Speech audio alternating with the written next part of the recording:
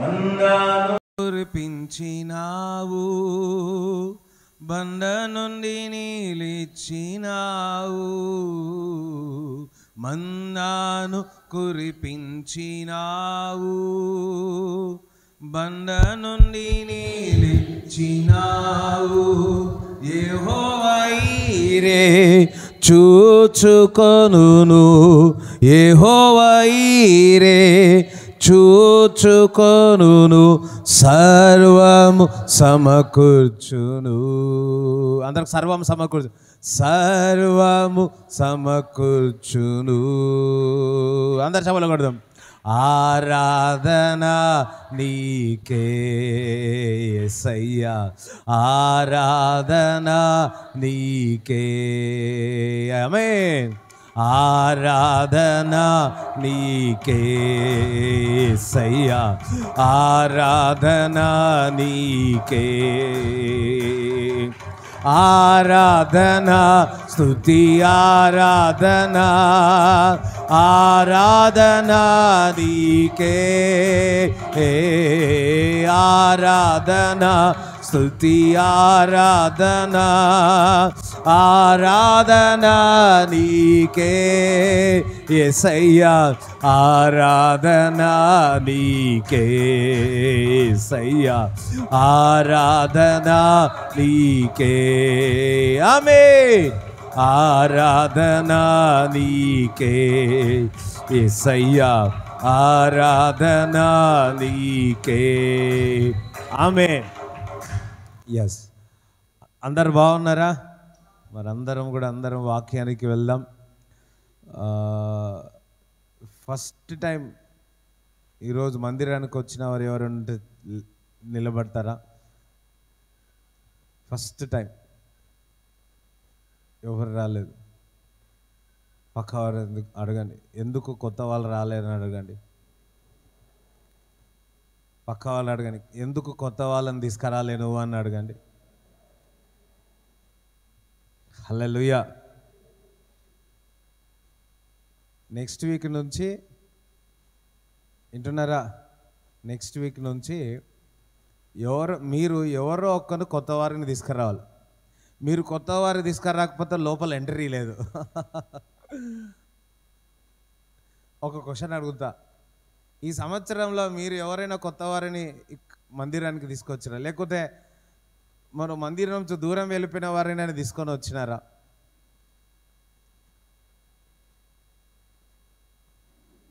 హల్లెలూయా. అందరూ నోరు తెరుస్తూ ఉన్నారు. అయ్యో ఇదేం క్వశ్చన్ ఏంటి అది? నాకేంటి, నేను వచ్చి పోతా అంతే. ఇప్పుడు మీరందరు నెక్స్ట్ వీక్ ఒక్కొక్కరు తెచ్చినారనుకో, ఎంతమంది అవుతారు? ఇదో నింపడానికో పెరగడానికో కాదు, కానీ దేవుని రాజ్యం కట్టబడడానికి సమయం కొద్దిగా ఉంది. మనం ఎంతగా ప్రార్థించి, ఎంతగా మరి లోకంలో ఉన్న వారిని దేవుని తట్టు వెలుగు తట్టు తీర్చే బాధ్యత మనపై ఉన్నది. హల్లెలూయా. పక్కవారిదండి, నెక్స్ట్ వీక్ నేను ఒక కొత్త వారిని తీసుకొస్తాను. నిజంగానా? ప్రార్థన చేయండి, ఛాలెంజ్కి తీసుకురండి. మీరు కొత్త వారు తీసుకొచ్చినారనుకో, కొత్త బహుమతి మీ కొరకు ఉంటుంది. దేవుడు మీకు బహుమతి ఇస్తాడు. హల్లెలూయా. ఒక్క ఆత్మ దేవుని దగ్గర చేరితే పరలోకం అంతా సంతోషిస్తుందంట. దేవుని దూతలంతా కూడా గంతులు వేసి నాట్యం ఆడతాయంట. హల్లెలూయా.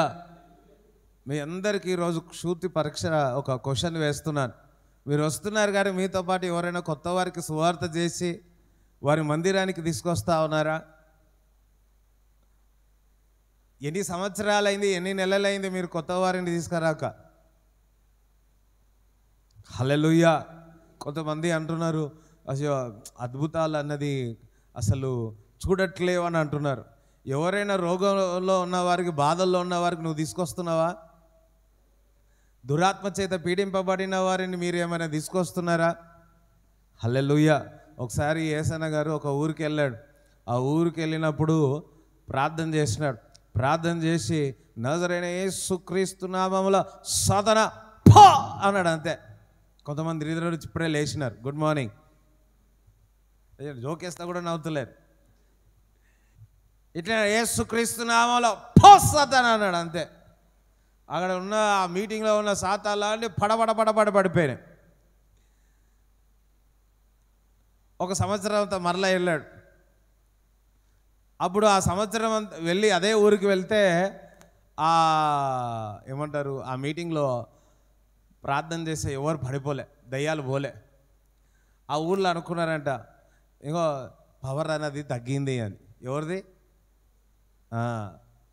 కానీ వాస్తవానికి అక్కడ ఉన్న దయ్యాలన్నీ వెళ్ళిపోయినాయి. హల్లెలూయా, స్తోత్రం చెప్తారా? మీరు తీసుకురావాలా, స్తోత్రం చెప్తారా? మీరు మందిరము క్షేమ అభివృద్ధి కొరకు ఎంతగా ప్రార్థిస్తున్నారో, మరి మందిరంలో కూడా మీరు చూడండి, లోకంలో ఎంతమంది బాధలో ఉన్నారు, ఎంతమంది కష్టంలో ఉన్నారు, ఎంతమంది వేదనలో ఉన్నారు. మీరు అనుకుంటున్న నా కష్టమే ఎక్కువ అని, వారి కష్టం ఏంటే వామో నా కష్టం తక్కువ, వారిదే పెద్దదిరా బాబు అనుకుంటాం. లాస్ట్ మరణంలో ఉన్నారు, వింటున్నారా? ఒకసారి ఇట్లనే ఒక లాస్ట్ 4th స్టేజ్ క్యాన్సర్ వచ్చింది. వెళ్ళి ఇంటికి వెళ్ళి ఆదివారం అనుకుంటా వెళ్ళి ప్రార్థన చేసి ఇప్పుడు సజీవంగా ఉంది. అయ్యో చప్పట్లు కొట్టారా దేవునికి? హల్లెలూయా. నీ వంతు, నువ్వు కాలేజీలో చదువుతున్నా, నువ్వు పని చేయించున్నా,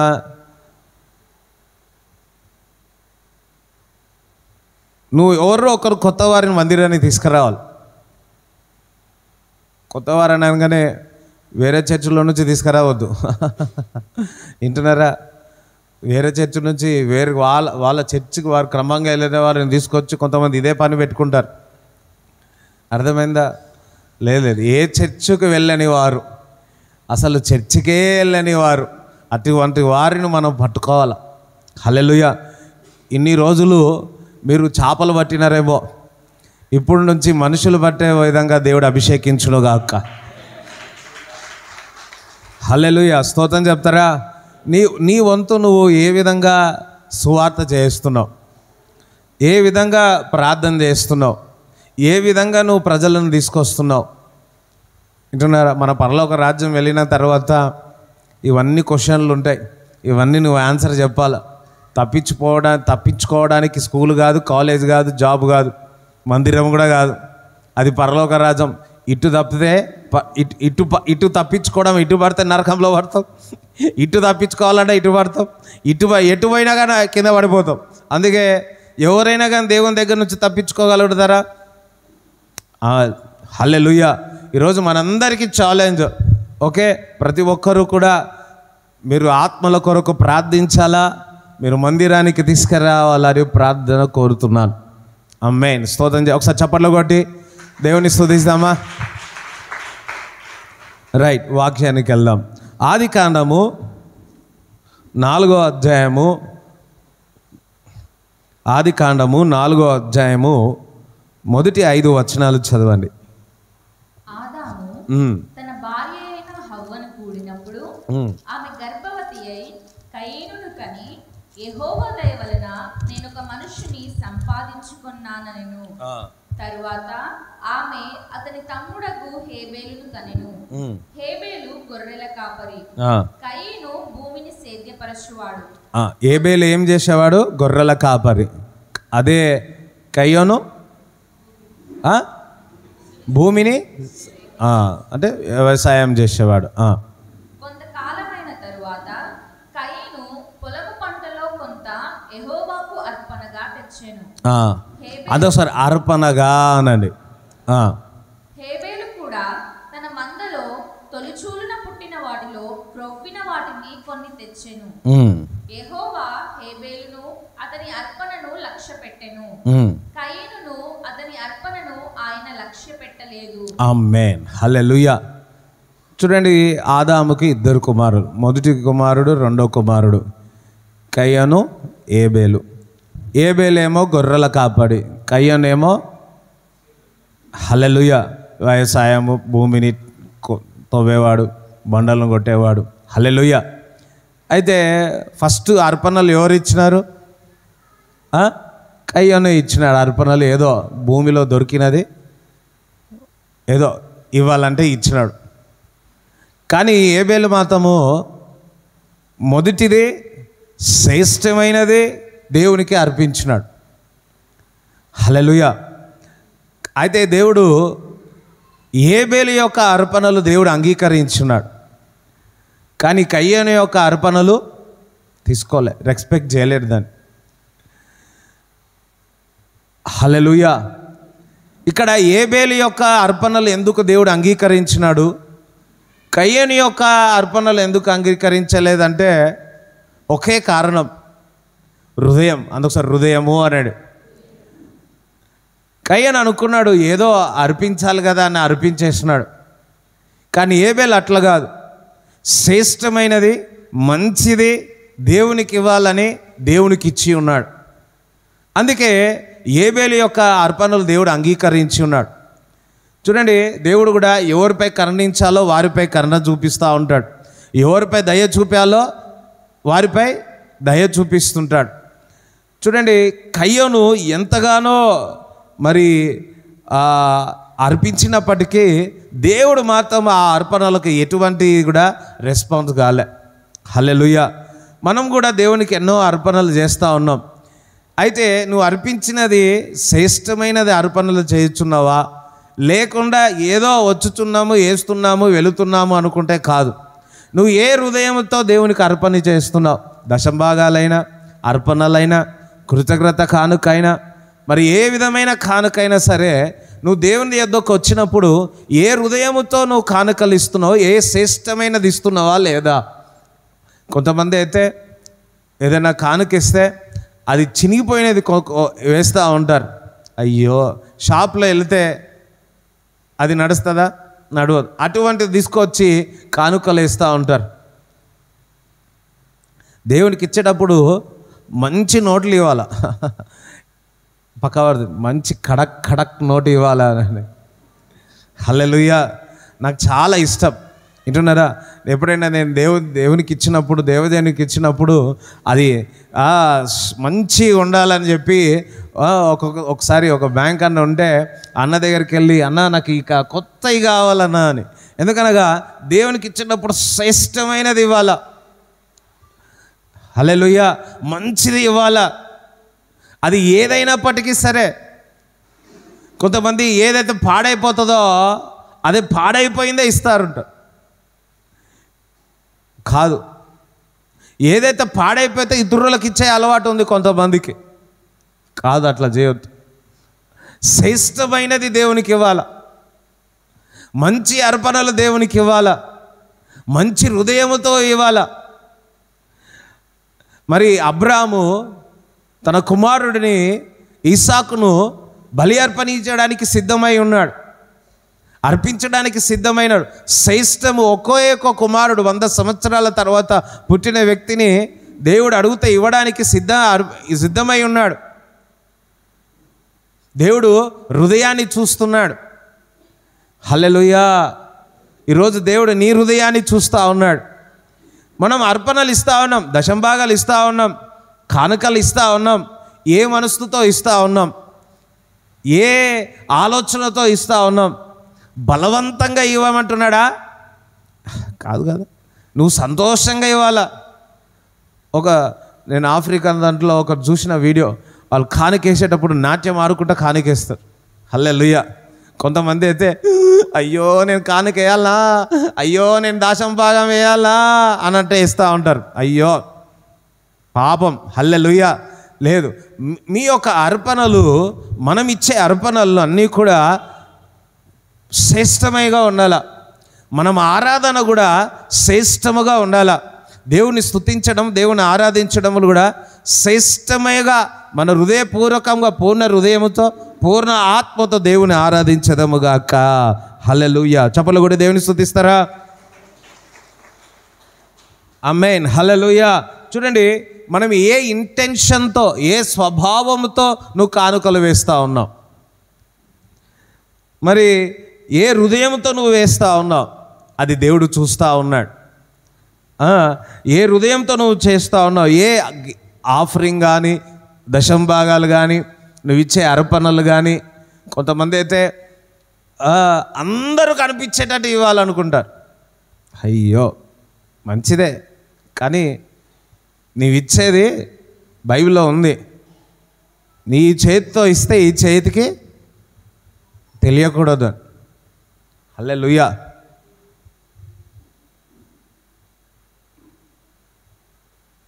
ఏదైతే నువ్వు సీక్రెట్గా చేస్తున్నావో దేవుడు కొద్ది రోజుల తర్వాత ఆయన రివార్డ్ ఇచ్చేవాడు, ఆయన ఘనత ఇచ్చేవాడు.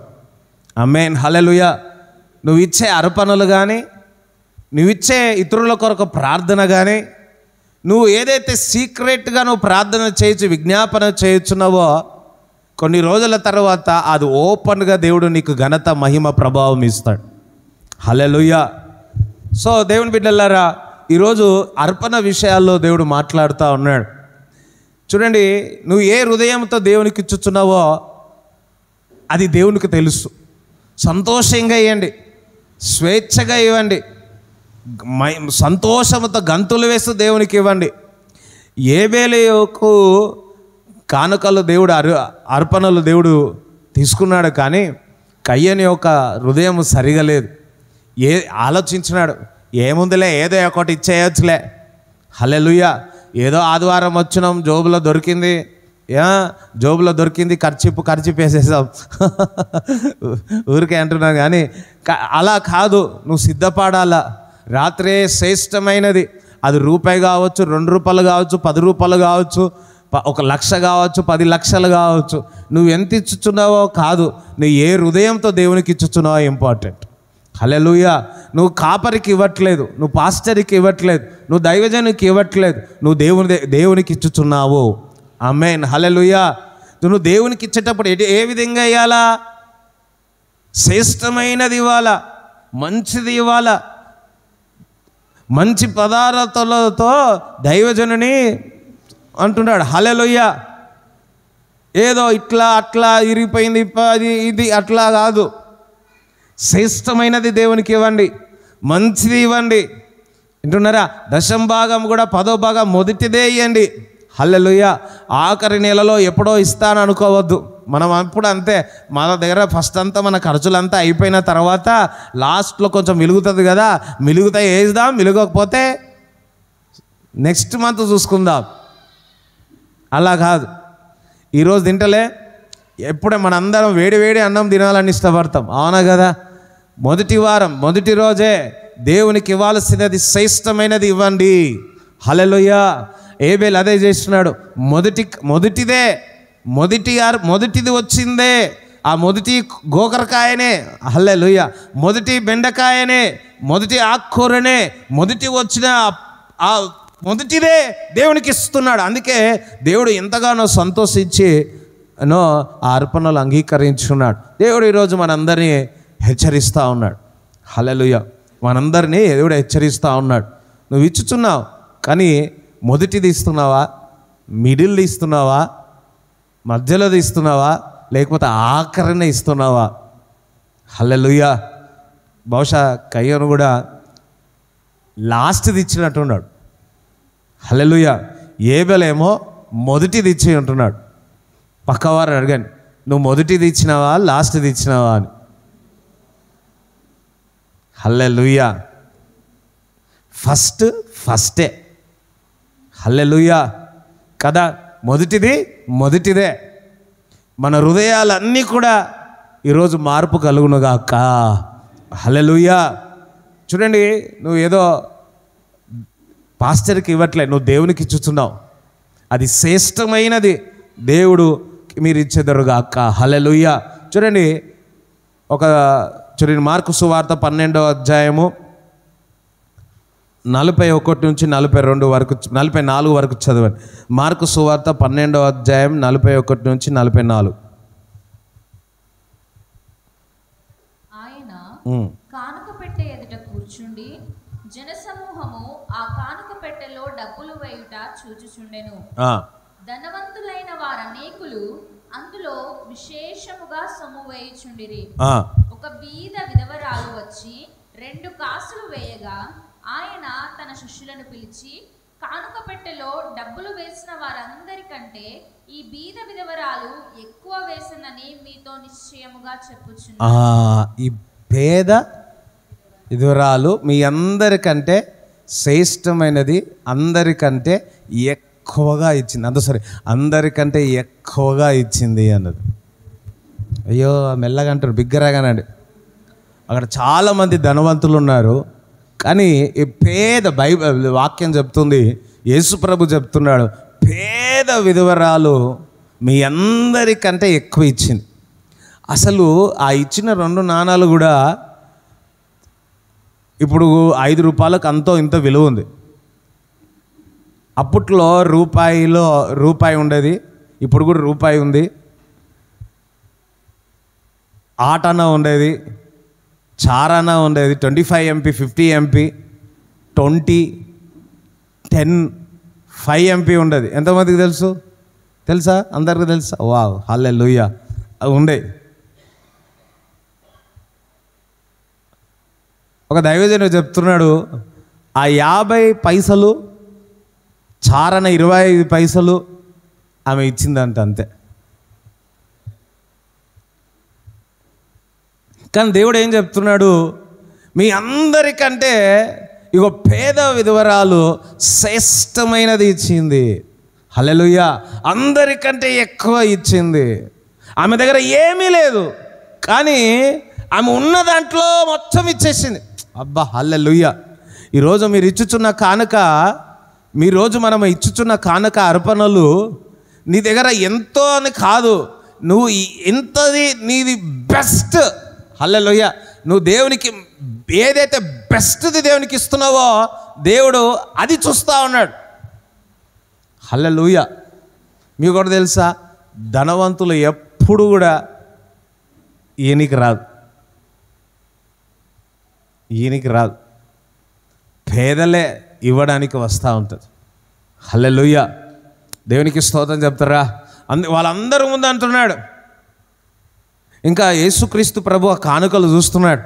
కానుకలు చూస్తూ ఉంటే అందరూ అనుకోవచ్చు, అమ్మో కానుకలు చూస్తున్నాడు యేసుక్రీస్తు ప్రభు అని చెప్పి అందరూ 1 రూపాయి వేసే బదులు యేసు ప్రభు చూస్తున్నాడు కదా అని చెప్పి 1000 రూపాయలు వేసేయచ్చు.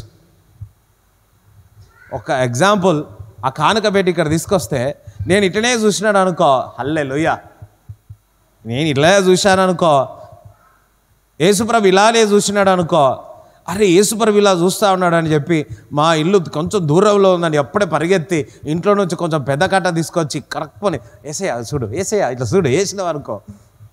వింటున్నారా? దేవుడు అటువంటిది కానుకలు లెక్క చేయట్లేదు. దేవుడు శ్రేష్టమైనది, ఎంత డబ్బు ఇస్తున్నావని కాదు కానీ, ఎన్ని ఇస్తున్నావని కాదు కానీ, నీకున్న దాంట్లో బెస్ట్ది దేవునికి ఇచ్చుచున్నది. అందరికంటే ఎక్కువ ఇచ్చింది పేద విధవరాలు అని చెప్తాను. దేవునికి స్తోత్రం చెప్తారా? హల్లెలూయా. మనం దేవునికి ఇచ్చినప్పుడల్లా ఎంతగా ఇచ్చుచున్నామనేది కాదు కానీ, ఎంత తక్కువగా ఇచ్చుచున్నామనేది కాదు కానీ, ఏ హృదయముతో శ్రేష్టమైనది దేవునికి అర్పణలు ఇచ్చేదము గాక. ఆమేన్, హల్లెలూయా. కయ్యను అనుకున్నాడు, ఏది ఇచ్చినా కానీ దేవుడు తీసుకుంటాడు లే అని అనుకున్నాడు, కానీ దేవుడు అర్పణలు అంగీకరించలే. ఏబేలు మాత్రము తొలి చూపువే, మొదటిదే, మంచిది, ఫ్రెష్ది. హల్లెలూయా. ఫ్రెష్ కూరగాయలే, ఫ్రెష్ దూడనే, ఫ్రెష్ అన్ని మంచిది దేవునికి ఇచ్చినాడు. ఫ్రెష్ది ఇచ్చినాడు, పక్కదాన్ని ఫ్రెష్ది ఇచ్చినాడు అన్నాడు. Hallelujah. Good morning. Hallelujah. Fresh. ఎంతమంది ఫ్రెష్గా ఉన్నారో ఒకసారి హల్లెలూయా చెప్పండి. హల్లెలూయా. స్తోత్రం చెప్తారా? ఇంకొకసారి హల్లెలూయా చెప్పండి. మీరు ఎంత పెద్దగా హల్లెలూయా చెప్తే అంతగా ఫ్రెష్ ఉన్నట్టు. ఇక అయ్యో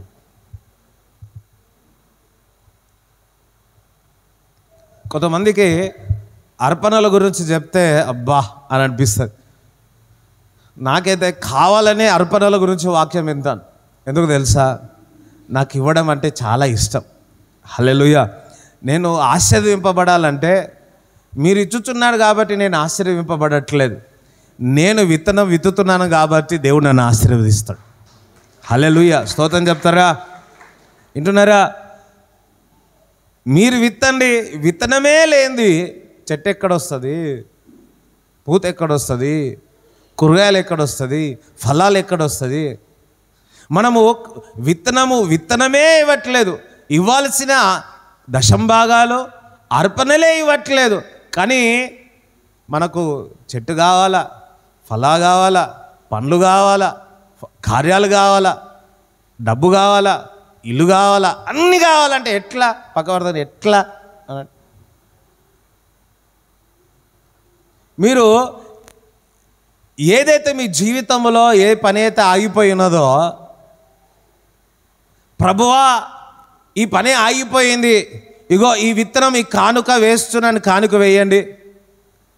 మీ పని యొక్క ఆగిపోయిన పని మరలా ప్రారంభమవుతుంది. హల్లెలూయా. చూడండి, మీ జీవితంలో ఆగిపోయిన పని కానీ ఆగిపోయిన ఏదైనా కానీ ఎందుకు ఆగిపోతుందో తెలుసా? మీరు ఇవ్వట్లేదు, విత్తనం ఇవ్వట్లేదు. విత్తనం ఇచ్చినప్పుడు ఆ మార్గములు తెరవబడతాయి, ఆ తలుపులు తెరవబడతాయి.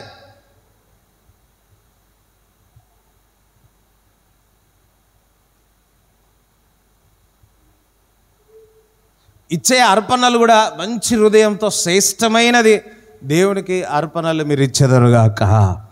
ఆమేన్, హల్లెలూయా.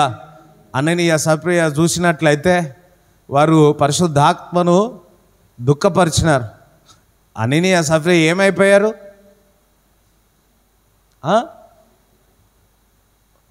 ఏమై ఉన్నారు? చనిపోయారా లేరా?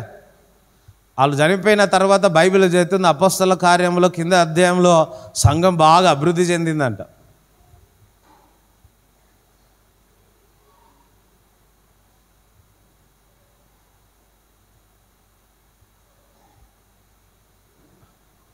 దేవునికి ఇవ్వాల్సింది దేవునికి ఇవ్వండి.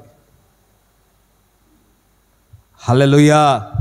వింటున్నారా? దేవునికి ఇవ్వాల్సింది దేవునికి ఇవ్వండి. ఇవ్వాలా, ప్రతిసారి ఇవ్వాలంటే ఇట్స్ ఎ ప్రిన్సిపల్. దశం భాగం అనేది కానుకలు అర్పణలు అనేది దేవుడు పెట్టి ఉన్నాడు. నువ్వు ఇచ్చే కానుక దేవుడు అంగీకరిస్తున్నాడు. ఏబేలు యొక్క అర్పణలు దేవుడు అంగీకరించినాడు. మీ యొక్క కానుకలన్నీ, మన యొక్క కానుకలన్నీ ఏబేలు వల్లే మనం ఇచ్చే కానుక ప్రతిదీ కూడా దేవుడు అంగీకరించునుగాక. ఆమేన్, స్తోత్రం చెప్తారా? ఆ కానుకలను చూసి దేవుడు సంతోషించాలి. మీరు ఇచ్చుచున్న దశంభాగం అర్పణలు ఇచ్చినప్పుడు ఒక నవ్వు నవ్వాలా, పక్కన ఒక నవ్వు నవ్వాలా. నువ్వు కాదు, నువ్వు నవ్వాలా, దేవుడు నవ్వాలా. అందరూ నేను కానుక ఇచ్చినప్పుడల్లా, నేను దశంభాగం ఇచ్చినప్పుడల్లా, నేను అర్పణలు ఇచ్చినప్పుడల్లా, ఆదివారం ఇచ్చే కానుకల వల్ల దేవుడు ఏం చేయాలా? మేరా బేటా మేరా బేటీ అచ్చా దేరే బోల్కర్ క్యా సమझना. దేవుడు ఏం చేయాలా? సంతోషించాలి. హల్లెలూయా. దేవుడు మిమ్మల్ని ప్రేమించుచున్నాడు కాబట్టి ఈ మాట మీతో చెప్తా ఉన్నాడు. దేవుడు ప్రేమించినవా, చూడండి, నువ్వు దేవుని ప్రేమించినావు అనుకో, ఆటోమేటిక్గా ఇస్తావు. అర్థమైందా? కయ్యను దేవుని ప్రేమించట్లేదు, అందుకే ఏదో ఇచ్చినంటే ఇచ్చినాడు. ఏబేలు దేవుని ప్రేమించుచున్నాడు కాబట్టే శ్రేష్టమైనది ఇచ్చుచున్నాడు. మనము కూడా దేవుని ప్రేమిస్తే శ్రేష్టమైనది దేవునికి ఇచ్చుచున్నాం. హల్లెలూయా. చప్పట్లు కూడా దేవుని స్తుతిస్తారా? ఇప్పుడు చూడు అండి, ఏబేలు యొక్క అర్పణలు దేవుడు అంగీకరించినాడు, కయ్యను యొక్క అర్పణలు దేవుడు అంగీకరించలేదు. అయితే చూడండి, 6వ వచనం చదవండి, 5 నుంచి 7 వరకు చదవండి. ఆదికాండం 4వ అధ్యాయము 5 నుంచి 7వ వచనము. కయీనును అతని అర్పణను ఆయన లక్ష్య పెట్టలేదు కాబట్టి కయీనుకు మిక్కిలి కోపం వచ్చి అతడు తన ముఖము చిన్నబుచ్చుకొనగా యెహోవా కయీనుతో, నీకు కోపమేలా? ముఖము చిన్నబుచ్చుకొని ఉన్నావేమి? నీవు సత్క్రియ చేసిన ఎడల తలనెత్తుకొనవా? సత్క్రియ చేయని ఎడల వాకిట పాపము పొంచియుండును. నీ ఎడల దానికి వాంఛ కలుగును, నీవు దానిని ఏలుదువనెను. ఇక్కడ ఏబేలు యొక్క అర్పణలు దేవుడు అంగీకరించినాడు, కయ్యను యొక్క అర్పణలు దేవుడు అంగీకరించలేదు. ఇప్పుడు కయ్యోనికి ఏమొచ్చిందంట? కోపం వచ్చింది. అందొకసారి కోపం వచ్చిందని. ఈర్ష్య వచ్చింది. ముఖం అంతా ఎట్లా పెట్టేసినాడు? చిన్న బొచ్చిపోయి. విన్నారా? అందరు వింటున్నారా? అందరం ఒకసారి హల్లెలూయా చెప్తారా? జెలసీ వచ్చేసింది.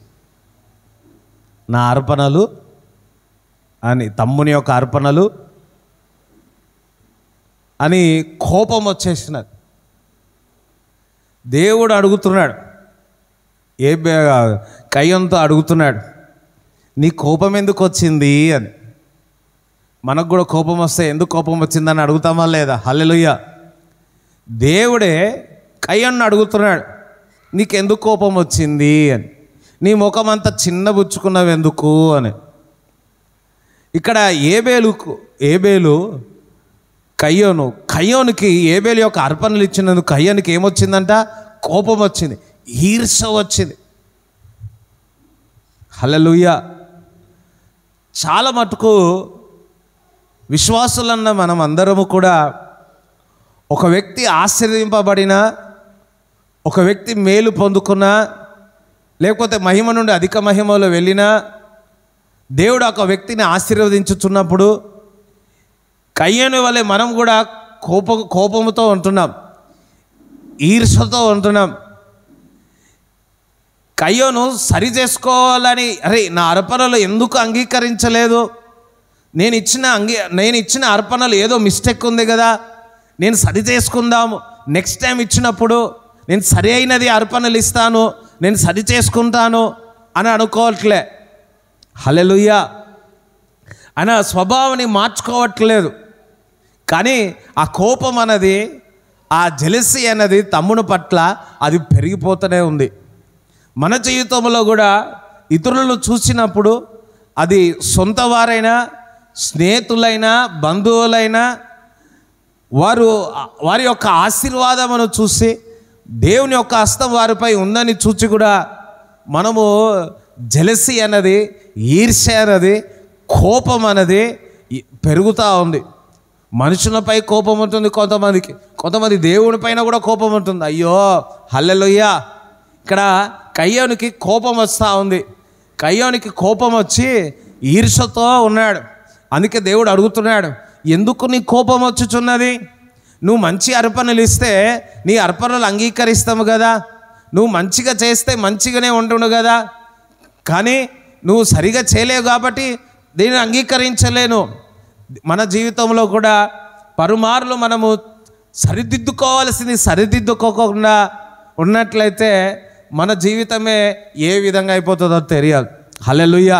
కయ్యోను చూసినప్పుడు నీకెందుకు కోపం వస్తుంది? దేవుడు హెచ్చరించినాడు, నీ కోపము మానము అంటున్నాడు, నీ ఈర్ష్యను తగ్గించుకోమంటున్నాడు. నీ తలుపుల యొద్ద పాపము పొంచుకున్నది. హల్లెలూయా. ఎప్పుడైతే మన కోపం ఉంటుందో, ఎప్పుడైతే ఈర్ష్య ఉంటుందో, సాతాను మన యొద్దనే ఉంటుంది. పాపం అనేది మన తలుపుల దగ్గరనే ఉంటుంది. ఇన్నవారు హల్లెలూయా చెప్తారా?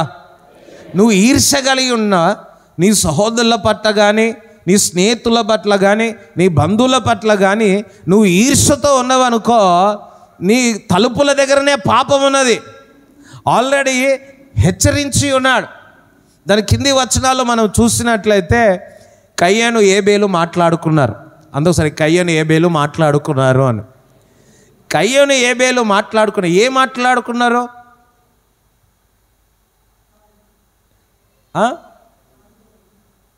చదవండి, కిందికి చదవండి ఒకసారి. కయీను తన తమ్ముడైన హేబేలుతో మాట్లాడాను. అదొకసారి మాట్లాడాను అన్నాడు. సరే, ఏం మాట్లాడాడో చెప్పండి. తెలియదా? ఇటు అందరు ఇటు చూడండి. ఏం మాట్లాడాడో తెలియదా? అయ్యో నాకు కూడా తెలియదు. అయ్యో మీరు వింటున్నారా అని జోక్ వేస్తా కూడా నవ్వుతలేరు. హల్లెలూయా. మాట్లాడాడు. ఏం మాట్లాడాడో తెలియదు. కయ్యను అడిగిండొచ్చు, ఏబేలు నువ్వేమిచ్చినావు? దేవుడు అంగీకరించినాడు. నువ్వేమిచ్చినావు? నేనేమిచ్చిన. హల్లెలూయా. దేవునికి అందరం హల్లెలూయా చెప్తారా? దేవునికి స్తోత్రం చెప్తారా? హల్లెలూయా. ఒకసారి ఒక ఆయన దగ్గర డబ్బులు బాగానే ఉంటాయి, ఇంకో దగ్గర ఆయన తక్కువనే ఉంటుంది. సో ఇద్దరు కానుకిచ్చినారు. కొద్ది రోజుల తర్వాత ఏ దైవజనుడైతే ఉన్నాడో ఆయన చెప్పినాడు, తక్కువ ఉన్నందుకు ఇచ్చిన అతనుకు తక్కువగా డబ్బులు ఉన్న అతను ఎక్కువగా ఇచ్చినాడు. థ్యాంక్ యూ, నువ్వు ఇచ్చిన దాన్ని బట్ల నా అవసరం ఇగో ఇది కష్టం ఉండే అది తీర్చిపోయాడు. ఆ డబ్బులు ఉన్న వ్యక్తి తక్కువ ఉన్న వ్యక్తిని అడిగినాడు, నువ్వు ఎంత ఇచ్చినావు అంటే, ఇగో ఇంత ఇచ్చినా అంటే అని నోరు తెరిచినాడు. హల్లెలూయా. ఇక నెక్స్ట్ టైం నుంచి అమ్మో కాంపిటీషన్. హల్లెలూయా. కొంతమంది కాంపిటీషన్, పక్క వాళ్ళు అడుగుతారు, నువ్వు ఎంత ఇచ్చినావు? 10 రూపాయలు ఇచ్చినా, అమ్మా నేను 20 రూపాయలు ఇవ్వాలి, ఇవ్వండి, అట్లనే ఇవ్వండి, ఏం కాదు. ఇంత ఇచ్చినా అంత ఇచ్చినా ఒక్కటి దేవుడు హృదయాన్ని చూస్తున్నాడు. ఇక్కడ ఏబేలు కయ్యోను ఏం మాట్లాడుకున్నారు. ఆ ఏబేలు ఏమి ఇచ్చినా ఇట్టింట్లో మంచిగా ఇచ్చినా, కయ్యోను నువ్వు కూడా నెక్స్ట్ టైం ఇచ్చినప్పుడు ఇంత మంచిగా ఇవ్వాలని చెప్పినాడో ఏమో. కానీ ఆ ఈర్ష, ఆ కోపం మాత్రం కయ్యోనికి మాత్రం తగ్గలే. అందుకే ఏబేల్ని ఏం చేసినాడు? చంపివేసినాడు. హల్లెలూయా. కయ్యోను అడుగుతున్నాడు, కయ్యోను నువ్వేం చేసినావు, మీ తమ్ముడు ఎక్కడా అని. కయ్యోను ఏం అడగాల? నేను చంపినానని చెప్పాలా. కానీ కయ్యోను ఏమంటుండో తెలుసా? నా తమ్ముడు ఎక్కడుండో నాకేం తెలుసు, నేనేమైనా కావాలి వాడినా. కోపం, ఈర్ష. దేవునితోను కూడా ఆ విధంగా మాట్లాడు. కయ్యోను శిక్షింపబడ్డాడు. కయ్యోను అంటాడు, ఎవరైనా నన్ను చూస్తే చంపివేస్తారేమో అని. దేవుడు అన్నాడు, ఎవరు నేను చంపరు, ఒకవేళ చంపినారా 7 మార్ల శిక్ష వారి మీదకే వస్తుందన్నాడు. అందుకే కయ్యోను పైన ఒక గుర్తు పెట్టి ఉన్నాడు, శాపగ్రస్తుడు అయిపోయి ఉన్నాడు. ఎందుకు ఇదంతా కారణం అంటే, కోపం వచ్చింది, ఈర్ష వచ్చింది. కానీ ఆ కోపను, ఈర్ష సహోదరుని క్షమించలేకపోయాడు. అందుకు తలుపు యొద్దనే ఉంది. క్షమాపణ లేకపోతే, జాగ్రత్తగా వినండి, మనందరికీ చాలా అవసరం. మనం ఇతరులను క్షమించకపోతే, ఈర్షతో ఉంటే, పాపం అనేది మన తలుపు దగ్గరనే ఉంటుంది.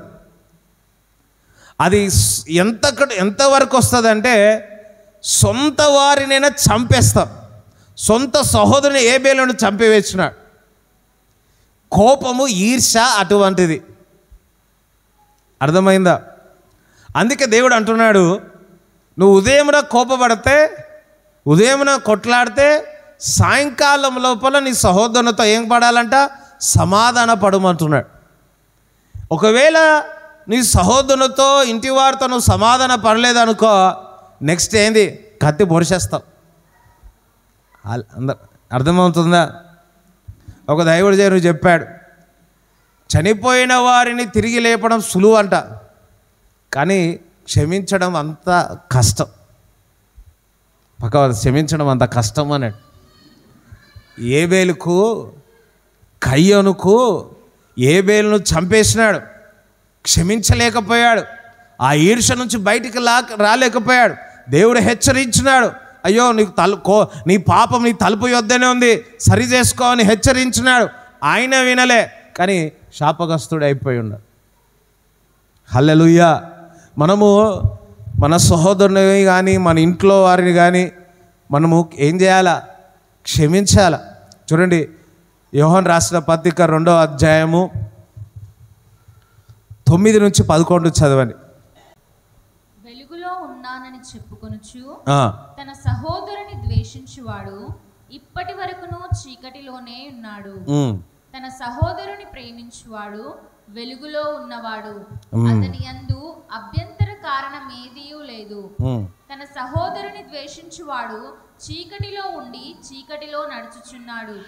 చీకటి అతని కన్నులకు గ్రుడ్డితనం కలుగచేసెను గనుక తానెక్కడికి పోవచ్చున్నాడో అతనికి తెలియదు. చూడండి, అందరు జాగ్రత్తగా వినాలా. వెలుగులో ఉన్నవారు చెప్పుకొనొచ్చు, తన సహోదరుని ద్వేషించువాడు ఇప్పటి వరకు చీకటిలోనే ఉన్నాడు. అందరు ఇటు వినండి, ఇటు వినండి. దేవుని నమ్మినామని చెప్తున్నాము, మనం వెలుగు సంబంధులం, వెలుగులో ఉన్నాం.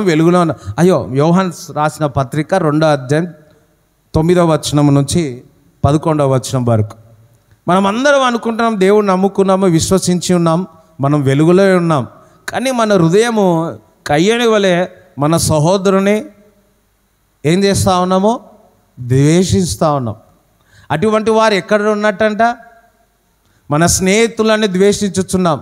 అటువంటి వారు ఎక్కడున్నట్టు? వారు అనుకుంటున్నారు వెలుగులో ఉన్నామని, వారు అనుకున్నా నేను రక్షింపబడ్డాడని, కానీ వారు ఎక్కడున్నారు? చీకటిలో ఉన్నారు. 10వ వచనం, తన సహోదరుని ప్రేమించువాడు వెలుగులో ఉన్నవాడు అతని యందు. ఎవరైతే నీ సహోదరుని, నీ ఇంటి వారిని, నీ బంధువులను ఎటువంటి ద్వేషించకుండా నువ్వు ప్రేమించుచున్నావో వారందరూ వెలుగులో ఉన్నారు. హల్లెలూయా, స్తోత్రం చెప్తారా?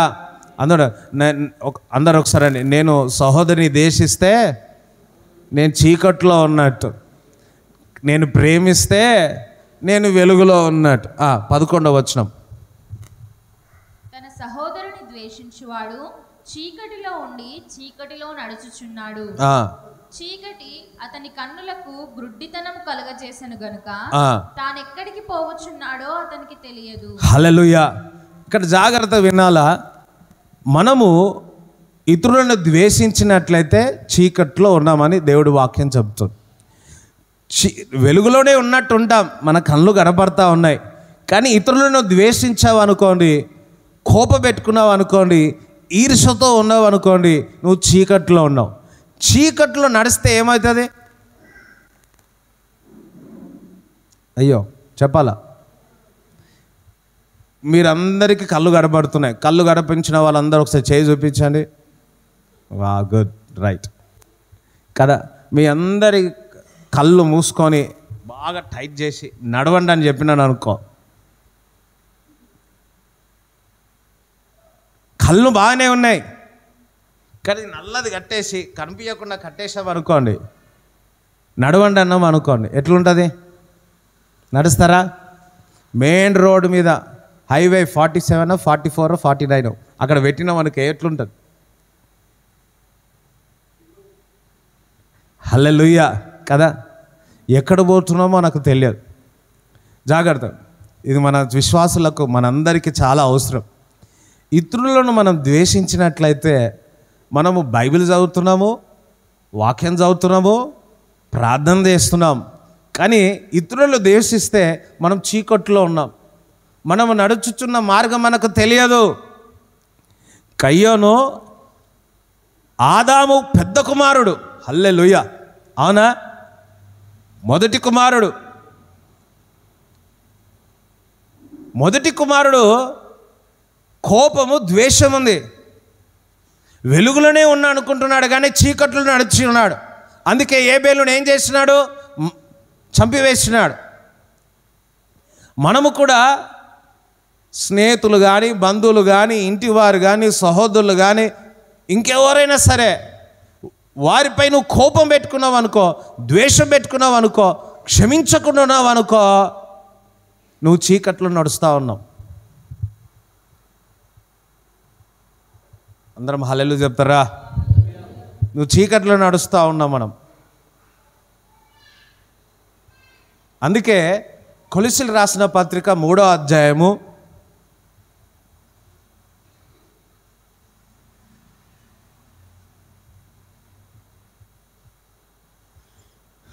13వ వచనం. 3 కొలస్సీయులకు రాసిన పత్రిక 3:13. ఎవడైనను తనకు హాని చేసెనని ఒకడు అనుకొనిన ఎడల ఒకనినొకడు సహించుచు ఒకనినొకడు క్షమించుడి. ఎవరైనా హాని చేస్తే ఒకడు సహించాలంట. పక్కవారు సహించాలి అని. అదే విధముగా ఒకరికొకరు ఏం చేయాలా? క్షమించాలి. సహించాలా, క్షమించాలి. సహించకున్నా, క్షమించకున్నా ఎందులో ఉన్నాం మనము? లేదంటే పక్కవాడు చీకట్లో ఉంటావయ్యా. సహించకపోయినా, క్షమించకపోయినా ఎందులో ఉంటావు? చీకట్లో ఉంటావు. హల్లెలూయా. అందుకే హాని చేసిన ఒకని ఒకడు ఏం చేయాలంట? సహించాలా, క్షమించాలా. అదొకసారి, సహించాలా, క్షమించాలా. మార్కు సువార్త 11:25.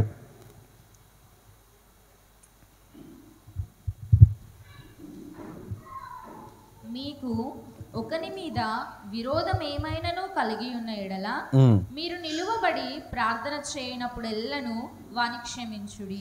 ఆమేన్. మీరు ప్రార్థన చేసినప్పుడల్లా ఇతరులను క్షమించకుండా మనం ప్రార్థిస్తే, ద్వేషించి మనం ప్రార్థిస్తే మన ప్రార్థనలకు జవాబు రాదు. అందుకే క్షమించి ప్రార్థన చేయండి. అందుకు సార్ క్షమించి ప్రార్థన చేయండి అని. అది ఎంతటి వారైనా సరే క్షమించాల. క్షమించినప్పుడే మనమందరం ప్రార్థన చేస్తున్నాం. అర్థమైందా? మనమందరం ప్రార్థన చేస్తున్నాం. నీ ప్రార్థనలన్నీ అంగీకరింపబడాలి అంటే నువ్వు క్షమించాల. ఒక పెద్ద ప్రవక్త తన సహోదరుడి పట్ల కొంచెం అన్ఫర్గివ్నెస్గా ఉన్నాడు, క్షమాపణ లేకుండా ఉన్నాడు. నేను మాట్లాడాలని అనుకున్నాడు. ఆయన ఒక పరిచర్య అంతయు కూడా డౌన్ అయిపోయింది మొత్తం. కొద్ది రోజుల తర్వాత మరలా మాట్లాడుకున్నాడు. వెంటనే పరిచర్య అనేది ఫ్లరిషింగ్ అవుతాను. దేవుని అడిగినాడు, ప్రభా అప్పుడు ఎందుకు కాలే, ఇప్పుడు ఎందుకు అయింది? నీ సహోదరుని నువ్వు ద్వేషించినావు, నీ సహోదరుని నువ్వు క్షమించలేవు, అందుకే నీ యొక్క ఎదుగుదల అన్నది ఆగిపోయింది అని. హల్లెలూయా. ఈరోజు నీ ఎదుగుదల కూడా, నీ ఫలించడము కూడా ఆగిపోయింది. ఎందుకో తెలుసా? నీ సహోదరుని, నీ స్నేహితులను, నీ బంధువులను ఎవరినో నీ హృదయంలో ద్వేషించుచున్నావు.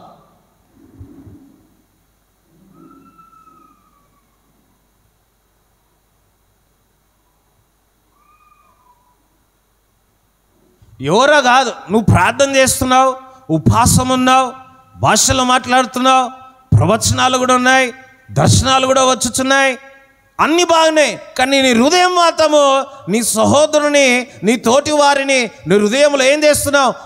క్షమాపణ లేకుండా ద్వేషించుచున్నావు. అందుకే నీ యొక్క ఎదుగుదల, మన యొక్క ఎదుగుదల అన్నది ఆగిపోతుంది, ఫలించకుండా ఆగిపోతూ ఉన్నది. అందుకే యేసుక్రీస్తు ప్రభు కూడా మొదటి మాట అంటూ ఏమంటున్నాడు?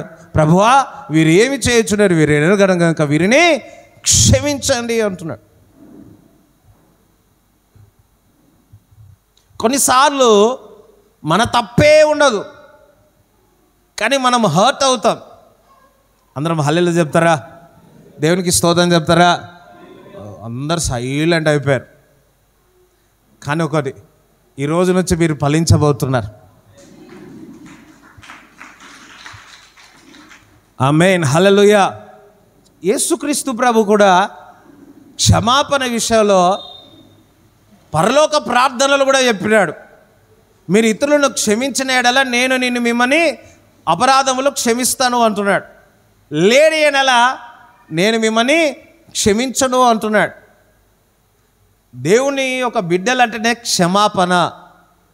మన వల్ల కాదు క్షమించడానికి, పరిశుద్ధాత్మ దేవుడే మీకు సహాయము చేయనుగాక. మత్తయి సువార్త 18వ అధ్యాయము, మత్తయి సువార్త,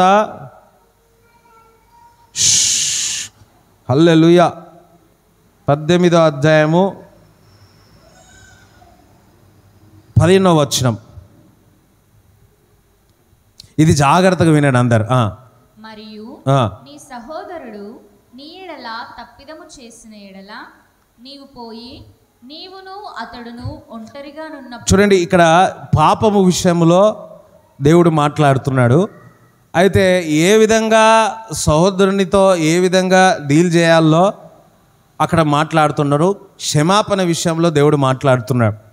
మరి 18:18లో చూసినట్లయితే అక్కడ అధికారం, భూమి మీద మీరు వేటిని బంధింతుదురో అవి పరలోకమందు బంధింపబడుదురు, భూమి మీద మీరు వేటిని విప్పుదురో అవి పరలోకమందు విప్పింపబడుదురు, మీతో నిక్షేముగా చెప్పుచున్నాను. అందరం హల్లెలూయా చెప్తారా? ఎప్పుడైతే మీరు క్షమిస్తారో దేవుడు మీకు అధికారం ఇస్తాడు. హల్లెలూయా. నాకు బాగా తెలుసు, 2014లో చెప్పాను, క్షమాపణ విశ్వాసం అనేది ఒకటికొకటి అంటబడి ఉంటుంది. ఎంతమంది గుర్తుందో తెలియదు. హల్లెలూయా. నాకు గుర్తుంది, నేను చెప్పిన. హల్లెలూయా. క్షమాపణ విశ్వాసం. దేవుడు క్షమాపణ గురించి చెప్పి మరలా ఆవగింజంత విశ్వాసం గురించి చెప్తాడు.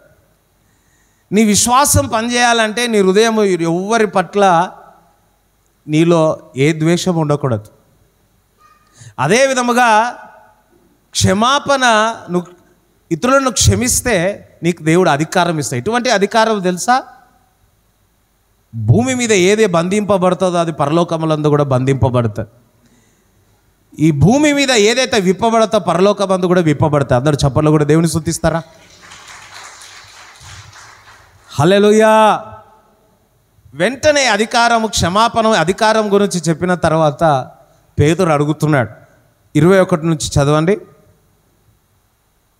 ఆ సమయమున పేతురు ఆయన యొద్దకు వచ్చి, ప్రభువా, నా సహోదరుడు నా ఎడల తప్పిదము చేసిన ఎడల నేను ఎన్ని మారులు అతని క్షమింపవలెను? 7 మారుల మట్టుకా అని అడిగాను. 35 వరకు చదివేశారా? అందుకు యేసు అతనితో ఇట్లా, నేను 7 మారుల మట్టుకే కాదు 70 ఏళ్ల మారుల మట్టుకని నీతో చెప్పుచున్నాను. కావున పరలోక రాజ్యము తన దాసుల యొద్ద లెక్క చూచుకొన గోరిన ఒక రాజును పోలియున్నది. అతడు లెక్క చూచుకొన మొదలుపెట్టినప్పుడు అతనికి 10,000 తలాంతులు అచ్చియున్న ఒకడు అతని యొద్దకు తేబడెను. అప్పు తీర్చుటకు వాని యొద్ద ఏమీయూ లేనందున వాని యజమానుడు వానిని, వాని భార్యను, పిల్లలను, వానికి కలిగినది యావత్తును అమ్మి అప్పు తీర్చవలనని ఆజ్ఞాపించెను. కాబట్టి ఆ దాసుడు అతని ఎదుట సాగిలపడి మ్రొక్కి, నా ఎడల ఓర్చుకొనుము, నీకు అంతయు చెల్లింతునని చెప్పగా ఆ దాసుని యజమానుడు కనికరపడి వానిని విడిచిపెట్టి వాని అప్పు క్షమించెను. అయితే ఆ దాసుడు బయటకు వెళ్ళి తనకు 100 దేనారములు అచ్చియున్న తన తోడి దాసులలో ఒకని చూచి వాని గొంతు పట్టుకొని, నీవు అచ్చియున్నది చెల్లింపుమనెను. అందుకు వాని తోడిదాసుడు సాగిలపడి, నా ఎడల ఓర్చుకొనుము, నీకు చెల్లించదనని వానిని వేడుకొనెను గాని వాడు ఒప్పుకొనక అచ్చియున్నది చెల్లించు వరకు వానిని చెరసాలలో వేయించెను. కాగా వాని తోడిదాసులు జరిగినది చూచి మిక్కిలి దుఃఖపడి వచ్చి జరిగినదంతయు తమ యజమానునికి వివరముగా తెలిపిరి. అప్పుడు వాని యజమానుడు వానిని పిలిపించి, చెడ్డదాసుడా, నీవు నన్ను వేడుకొంటివి గనుక నీ అప్పంతయు క్షమించి తిని, నేను నిన్ను కరుణించిన ప్రకారము నీవును నీ తోడిదాసుని కరుణింపవలసి ఉండెను గదా అని వానితో చెప్పెను. అందుచేత వాని యజమానుడు కోపపడి తనకు అచ్చియున్నదంతయు చెల్లించు వరకు బాధపరచు వారికి అప్పగించెను. మీలో ప్రతివాడును తన సహోదరుని హృదయపూర్వకముగా క్షమింపని ఎడల నా పరలోకపు తండ్రియు ఆ ప్రకారమే మీ ఎడల చేయుననెను. ఇక్కడ పేతురు అడుగుతున్నాడు. పేతురుకు సంఘం యొక్క తాళపు చేయి ఇచ్చినాడు. అవునా? 16వ అధ్యాయంలోనే ఇచ్చినాడు. పేతురుకు సిద్ధపరుస్తున్నాడు. అధికారము ఇచ్చుతున్నాడు, ఇస్తున్నాడు, ఇచ్చినాడు. అది నిలబడాలి అంటే నువ్వు ఇతరులను అసలు ఏ ద్వేషముతో ఉండాలి. అందుకే పేతురు కూడా అడుగుతున్నాడు, ఎన్నిసార్లు క్షమించాలి అంటే నువ్వు క్షమిస్తూనే ఉండాలి అన్నట్టు. అందరం హల్లెలూయా చెప్తారా? దేవునికి స్తోత్రం చెప్తారా? అయితే దేవుడు ఒక ఉపమానం చెప్పినాడు. ఆ ఉపమానంలో ఒక దాసునుడు, అతని దగ్గర పనివాడు ఒక 10,000 లోన్ తీసుకున్నాడు.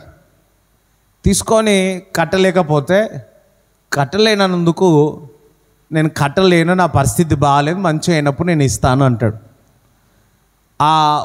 ఎవరైతే ఓనర్ ఉన్నాడో అతను కనికరించి నువ్వు కట్టాల్సిన అవసరం లేదని వదిలిపెట్టినాడు. ఇది బాగానే ఉంది. కానీ ఈ 10,000 తీసుకున్న అతను ఈయనదే ఎద్దట ఇంకొక వ్యక్తి 1,000 రూపాయలే తీసుకున్నాడు. మీకు అర్థం కాని చెప్తున్నాడు. కానీ అతను కట్టలేకపోతే గొంతు పట్టుకొని కొట్టి బజార్లో తీసుకొచ్చి జైలు వేసి కఠినంగా ఉన్నది. ఇది 10,000 ఇచ్చిన అప్పు ఉన్నాడు చూడండి, అతనికి తెలిసింది. అతనికి కోపం వచ్చింది. అతన్ని పిలిచి, అరే బాబు, నేను నీపై కనికరించినట్టు ఆ 1,000 రూపాయలు అతను నువ్వెందుకు కనికరించలేదని చెప్పి ఇతను ఏం చేసినాడు, మరలా చెరసాలు వేసినట్టు చూస్తున్నాడు. అందరం దేవునికి స్తోత్రం చెప్తారా? ఇక్కడ చెడ్డ దాసుడా అన్నట్టుంది. మనం ఏమనుకుంటామంటే ఒక వ్యభిచారియో లేకపోతే దొంగతనం చేసిన వ్యక్తియో లేకపోతే హత్య చేసిన వారే మరి చెడ్డ దాసుడు అనుకుంటాం. ఇక్కడ యేసుక్రీస్తు ప్రభు క్షమించలేని వ్యక్తిని కూడా ఒక చెడ్డ దాసుడుగానే చెప్తున్నాడు. జాగ్రత్తగా వినండి. హల్లెలూయా. అర్థమైందా? మనం ఏమనుకుంటామంటే చెడ్డయి అంటే ఏమేమి గుర్తుకొస్తాయి? మీ అవన్నీ ఇవి గుర్తుకొస్తూ ఉంటాయి. ఇప్పుడు ఇతరులను మీరు ద్వేషించినారనుకోండి, ఇది కూడా మీ హృదయంలో ఇతరులను క్షమాపణ లేకుండా ఉన్నారనుకోండి, మనని కూడా చెడ్డదాసునుగానే దేవుడు చూస్తున్నాడు. హల్లెలూయా. అర్థమైతే హల్లెలూయా చెప్తారా? దేవునికి స్తోత్రం చెప్తారా? ఇప్పుడు దేవుడు మనల్ని క్షమించినాడు, మనం ఇతరులను క్షమించకపోతే అది ఎక్కడికి వస్తూ ఉంది? అందరం హల్లెలూయా చెప్తారా? చూడండి, ఏ విధంగా అయితే మనం క్షమించలేకపోయినాం అనుకో, ఏ విధంగా అయితే ఆ 10,000 తీసుకున్న తను మరలా చెరసాల వేసినట్టే మనం క్షమించకపోతే మనం అపవాదికి చోటిచ్చేవారం అవుతాం. అందరం హల్లెలూయా చెప్తారా? అర్థమైన వాళ్ళు హల్లెలూయా చెప్పండి. మనం ఏమనుకుంటామంటే అపవాదికి, చూడండి, సాతాను ఒక వ్యక్తిలో నుంచి దురాత్మ వెళ్ళిపోతే మరలా తిరిగి తిరిగి వానిలోనికే వస్తుందంట. ఎలా వస్తుంది అంటే, క్షమించకపోతే, ఇతరులను ద్వేషిస్తే అపవాదికి నీ హృదయంలో చోటు ఉంటుంది, వానికి చోటు ఉంటుంది. ఇక్కడ బాగా గమనించాల్సింది ఏంటంటే, నువ్వే తప్పు చేయలేవు. ఇంకొక సారాంశం మనం చూస్తే, నువ్వే తప్పు చేయలేవు, నువ్వు మంచిగానే ఉన్నావు. మాటల ద్వారానో లేకపోతే క్రియల ద్వారానో నిన్ను అవమానపరిచి, నిన్ను ద్వేషించి నువ్వు హర్ట్ అయిపోయినావు అనుకో, నువ్వు హర్ట్ అయినావు అనుకోండి, అపవాదికి నువ్వు చోటు ఇచ్చినట్టు అవుతావు. అందరం హల్లెలూయా చెప్తారా? హల్లెలూయా. మనం అందరం ఏం చేస్తామంటే, పలానా వ్యక్తి నన్ను ఇట్లా అన్నాడు, అలా అన్నాడు, ఇట్లా అన్నాడు, ఇలా అన్నాడు అని ఇంటికి వచ్చి ఏడ్చుకుంటూ కూర్చుంటాం. సంవత్సరాలు కూర్చున్న వారు ఉన్నారు, సమయాన్ని వృధా చేసిన వారు ఉన్నారు. కానీ ఒకటి గుర్తుపెట్టుకోవాలి, ఎవరో నేను మాటల ద్వారా నిన్ను దుఃఖపడి బాధపెట్టి నువ్వు ఆలోచించి నవ్వట్లయితే అపవాది, నువ్వు హర్ట్ అయిపోయినావు, హృదయంకు గాయం కలిగింది. ఆ హృదయంకి గాయం కలిగితే అపవాదికి నువ్వు చోటిచ్చుతున్నావు. అపవాది నీ హృదయంలోనికి, నీలోనికి చొరబడుతూ ఉంది. ఎందుకంటే నువ్వు క్షమించలేని పరిస్థితుల్లో ఉన్నావు. ఒకవేళ నువ్వు, నీ తప్పే లేదు, కానీ అపవాదికి నువ్వు చోటు ఇచ్చినావు. ఏ విధంగా తెలుసా? నువ్వు ఎక్కువగా ఆలోచించి హర్ట్. మన దేవుని బిడ్డలు ఎక్కువ ఎక్కడ అపవాది ఏం చేస్తుందంటే, మిమ్మల్ని నానా మాటల ద్వారా, నిందల ద్వారా, అవమానాల ద్వారా, నేను తక్కువగా చూడడం ద్వారా మనం ఏమైపోతాము? హర్ట్ అయిపోతాం. అయ్యో, గాయపడుతుంది. హల్లెలూయా. ఒకరు పిలిచినారు, పిలిచినట్టే పిలిచి ఇక్కడ కాదు అక్కడికి వెళ్ళమన్నాడు అందరి ముంగడ. ఏమవుతాం మనం చెప్పండి? బాధపడతామా? ఇంటికి వస్తామా? ఇంటికి వచ్చి ఏడుస్తామా? నెల రోజు ఉంటామా?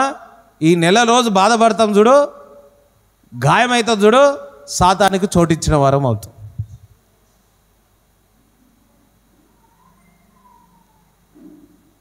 అర్థమైతే హల్లెలూయా చెప్తారా? అర్థమైతే హల్లెలూయా చెప్తారా? దేవునికి స్తోత్రం చెప్తారా? నీ తప్పే లేదు. పక్కవాడు నీ తప్పే లేదు. పక్కవాడు నీ తప్పే లేదు. నువ్వేమనలే, నీపైనే రాయేసిరు, కానీ నువ్వేమవుతున్నావు? నువ్వు గాయమవుతావు. నీ గాయాలన్నీ కూడా అపవాదికి చోటిచ్చినట్టు అవుతుంది. అందుకే మనకు క్షమించే మనసు ఉండాలి. యేసుక్రీస్తు ప్రభు సిలువలో వెళ్ళేటప్పుడు అందుకే ప్రభా వీరేమి చేయుచున్నారు, వీరు ఎనగడకరు, వీరిని క్షమించుమంటున్నాడు. దేవునికి స్తోత్రం చెప్తారా? హల్లెలూయా. అర్థమైన వాళ్ళు హల్లెలూయా చెప్తారా? అందుకే ముఖ్యంగా సేవకులు కూడా అయినా సరే అపవాది ఏం చేస్తుందంటే నానా విధములుగా వారిని కృంగదీస్తుంది. నువ్వు ప్రేమించిన వారే నిన్ను ద్వేషిస్తారు. నువ్వు ప్రేమించిన వారే నీపై నిందల అవమానాలు చేస్తారు. మనం అందరము కృంగిపోతాం. అరే ఇంత వ్యక్తిని ప్రేమించినాం, ఇంత సేద తీర్చుకున్నాం, దగ్గరికి తీసుకొచ్చినాం అని ఆలోచించి దుఃఖపడతా ఉంటాం. మన హృదయం రాయిలాగా అవుతుంది. కానీ అపవాది మనలోనికి వచ్చుచున్నది. నువ్వు తేలిక ఉండే వ్యక్తివి ఇప్పుడు నువ్వు బరువుగా అవుతావు. అందుకే నీ తప్పు లేకున్నా వారిని క్షమించాలి. అందరం దేవునికి స్తోత్రం చెప్తారా? నా జీవితంలో కూడా ఒకటి జరిగింది. నాదేం లేదు, అతను నన్ను గాయపరిచినాడు.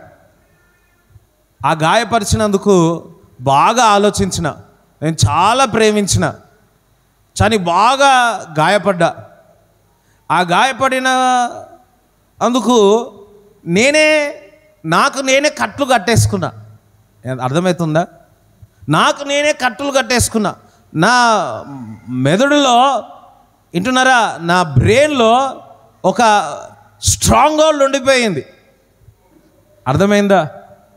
ఇట్లా చేసినాడని ఎందుకు, అట్లా అన్నాడు ఎందుకు, ఇలా అన్నాడు ఎందుకు అని బాగా ఆలోచించి ఒకరోజు నేనే వెళ్ళి ఒక దైవజనుడు చెప్పాడు, ఏ స్ట్రాంగ్ హోల్డ్ హే, నువ్వు అతని దగ్గరికి వెళ్ళి క్షమాపణ అడుగు అని. ఒకవేళ ఎరిగి ఆయన ఒకవేళ అంటాడు నాది ఏం లేదు తెలియదన్నా కానీ నువ్వు క్షమాపణ అడుగు అన్నాడు. నాకేం కావాలా, నా తప్పేం లేదు, హల్లెలూయా స్తోత్రం. కానీ నేను వెళ్ళిన క్షమాపణ అడిగిన, హగ్ చేసుకున్నా. ఎప్పుడైతే నేను క్షమాపణ అడిగినానో నాలో ఉన్న బరువు అంతా తేలిక అయిపోయింది. దేవునికి స్తోత్రం చెప్తారా? అప్పుడు అర్థమైంది, ఎవరు ఏమన్నా, ఎవరు ఏది చేసినా నా హృదయానికి మాత్రం గాయపరచుకోవద్దు అని పక్కపడుతున్నాను. అట్లనే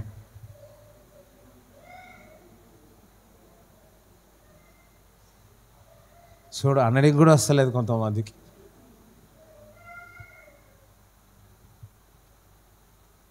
ఎస్, నీ తప్పు చేసినాడు, నీ పట్ల అవమానంగానే చేసినాడు, కానీ నువ్వు అతని పట్ల కోపంగా నీ ద్వేషం పెట్టుకున్నావు అనుకో, నీ ఆశీర్వాదం నువ్వే ఆపుకుంటున్నావు, అపవాదికి చోటు ఇచ్చినట్టు అవుతావు. హల్లెలూయా. 4 రోజులు 3 రోజులు 10 రోజులు ఉపవాసం ఉంటే 11వ రోజు నువ్వు ప్రవచనాలు చెప్తావు. 365 రోజులు ఉపవాసం ఉన్నా నువ్వు క్షమించలేవు. అయ్యో హల్లెలూయా. అంత ఈజీ కాదు.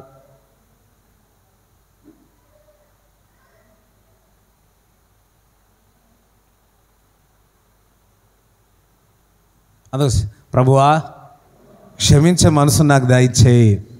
హల్లెలూయా. నా పట్ల నేను ఇతరుల పట్ల ఎవరి ద్వేషంతో ఉన్నా వేరుతో తీసేయి తండ్రి. హల్లెలూయా, స్తోత్రం చెప్తారా? ఈ ఆఖరి దినములో ఈ క్షమాపణ అది చాలా ప్రాముఖ్యమైనది. ఇంకొకటి, మనము క్షమించకపోతే అపవాదికి చోటిచ్చేవారం అవుతాం. ఆ ఈవిల్ టార్చర్ అని అనుభవిస్తాం. అంతేకాదు అది చేదుగా మారుతుంది. అందరం హల్లెలూయా చెప్తారా? నీకు క్షమాపణ లేదనుకోండి, అందరం హల్లెలూయా ఒకసారి చూడండి. మీరు ఇతరులను ద్వేషించి క్షమాపణ లేదనుకోండి, నానా రకాల పాపంలో మీరు పడిపోతారు.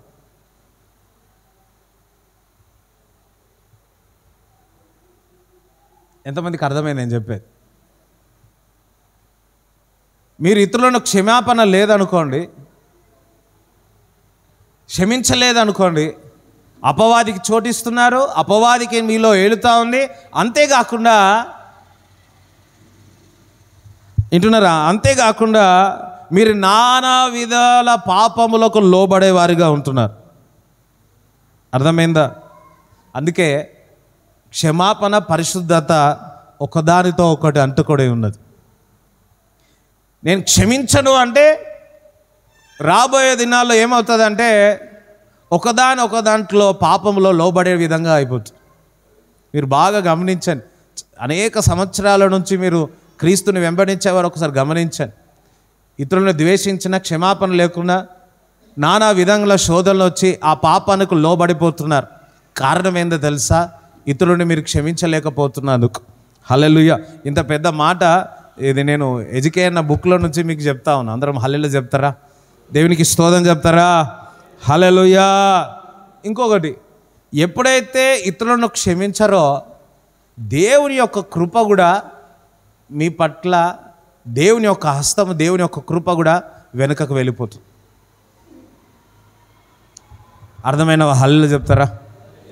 ఇప్పుడు ఒక జాగ్రత్తగా 10,000 అప్పు తీసుకున్న వ్యక్తి కనికరం పొందినాడు. కింద 1,000 రూపాయల వ్యక్తి కనికరం పొందలే. అవునా? ఇది ఎప్పుడైతే ఈ రాజుకు తెలిసినదో ఏం చేస్తున్నాడు? 10,000 వ్యక్తిని కనికరించిన వ్యక్తి కఠినపరుచుకొని మరల చెరసాల్లో ఇస్తున్నాడు.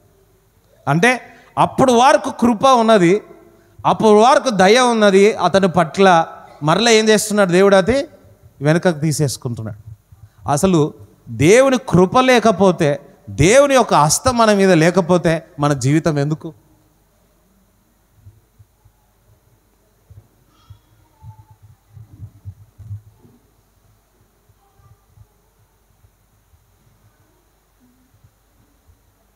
దేవుడు కనికరమే చూపుతున్నాడు, ఆ కనికరమే వెనుకకు తీసేసుకుంటున్నాడు.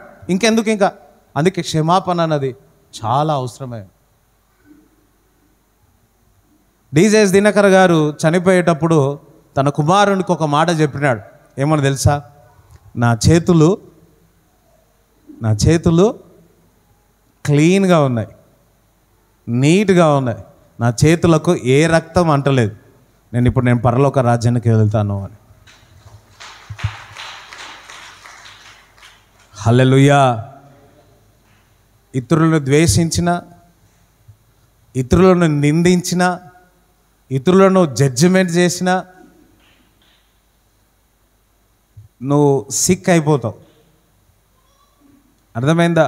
వీరిట్లా, వాళ్ళట్లా, వీళ్ళిట్లా. మనం ఎవరు జడ్జి చేయడానికి? ఈ మధ్య యూట్యూబ్లో చూస్తే ఇట్లా అట్లా అంటున్నారు. ఆమేన్. అంత దేవునికి అందరం ఒక చప్పట్లు కూడా దేవుని స్తుతిస్తారా? హల్లెలూయా. ఇవన్నీ కూడా పేతురు ఎందుకు చెప్తున్నాడు అంటే, పేతురు పట్ల గొప్ప పిలుపు ఉన్నది. ఇదంతా కూడా దేవుడు మీతో ఎందుకు చెప్తున్నాడంటే, మీ పట్ల కూడా గొప్ప ప్రణాళిక ఉన్నది. దేవుడు మిమ్మల్ని ఏర్పరచుకున్నాడు. హల్లెలూయా. పేతురు గొప్ప కార్యాలు చేయాలా, పేతురు ద్వారా సంఘాలు కట్టబడాలా, సూచన క్రియలు జరగాల, పరలోక రాజ్యం ఈ భూమిలో కట్టబడాలా. కానీ క్షమాపణ లేకపోతే ఈ అధికారము కానీ అపవాదికి చోటిచ్చేవారం అవుతాం, కట్టబడతాం. అందుకే పేతురు చెప్తున్నాడు, ఇగో ఎన్నిసార్లైనా క్షమించయ్యా, కానీ నువ్వు మాత్రం నీ ప్రణాళిక, నీ పిలుపు నెరవేర్చాలా. దేవునికి స్తోత్రం చెప్తారా? ఈరోజు విశ్వాసులో మనం అందరము తాగడముకో లేకపోతే అబద్ధం వేరే వేరే విషయాల్లో మనం సరి చేసుకుంటూనే మనం బాగున్నాం అనుకుంటున్నాము, కానీ ఈ యొక్క విషయం మనం అపవాదికి చోటిచ్చుతున్నాం, ఇతరులను ద్వేషిస్తున్నాం, క్షమించలేని పరిస్థితుల్లో ఉన్నాం. పరిశుద్ధాత్మ దేవుడు ఈరోజు మనకు సహాయం చేయించి నీ సహోదరులు కానీ, నీ ఇంటి వారు కానీ, నీ సహోదరులు ఇంకెవరైనా కానీ ఎవరి పట్లైనా ద్వేషం అంటే పరిశుద్ధాత్మ దేవుడు మీకు సహాయం చేసి వారిని మీరు క్షమించి పేతురు వలె గొప్పగా మిమ్మల్ని వాడుకొనుడుగాక. చప్పలు కూడా దింగా బిగ్గరగా దేవుని స్తుతిస్తారా? హల్లెలూయా. అందరం లేచి నిలబడండి, అందరం లేచి నిలబడండి. అడగండి దేవుడు, పరిశుద్ధాత్మ దేవుని అడగండి. Thank you Jesus. అందరూ దేవుని అడగండి.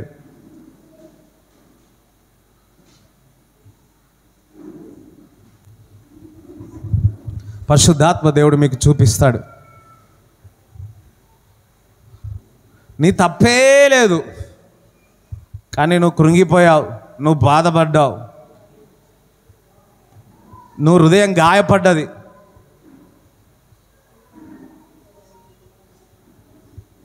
ఆ గాయము అపవాదికి చోటిచ్చినట్టు అవుతుంది. యేసుక్రీస్తు ప్రభు వలె, ప్రభు వారు ఏమి చేయుచున్నా వారిని క్షమించుచున్నానని పరిశుద్ధాత్మ నాకు సహాయం చేయదు. మరొకసారి అత వ్యక్తి కనిపించినప్పుడు పరిశుద్ధాత్మ ద్వారా అతన్ని నేను ప్రేమించుచున్నాను తండ్రి, అతన్ని నేను ప్రేమించుచున్నాను.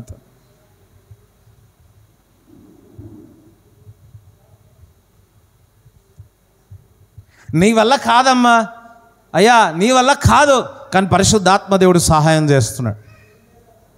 ఈరోజు నీకు అభివృద్ధి జరగట్లేదు, కారణం ఇతరులను హృదయంలో నువ్వు ద్వేషిస్తున్నావు.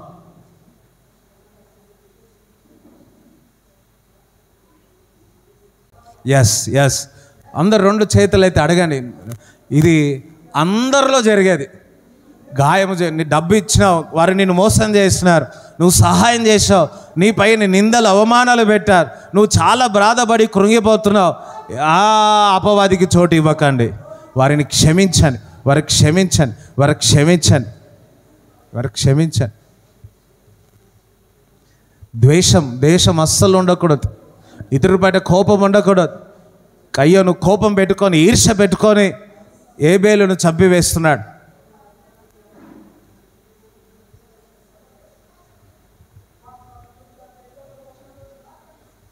ఈరోజు మన మందిరం బయటికి వెళుతుండగా అందరినీ క్షమించెదరుగాక, అందరినీ క్షమించెదరుగాక. అందరూ వేరుతో ఈరోజు మన అపవాది మనను ఏలుతూ ఉన్నది, అపవాది మనను ఆక్రమించుకుంటుంది. అపవాది ఈ యొక్క హృదయాలను లోపలికి వెళ్ళి వాడు ఏం చేస్తున్నాడు, మనని ఏలుతూ ఉన్నాడు.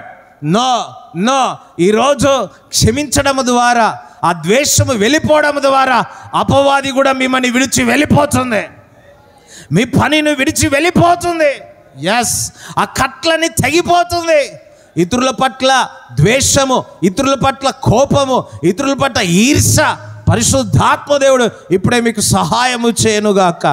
రబ సతాది కాలా బాబా రికాలాదర సతాది కదరబ సత.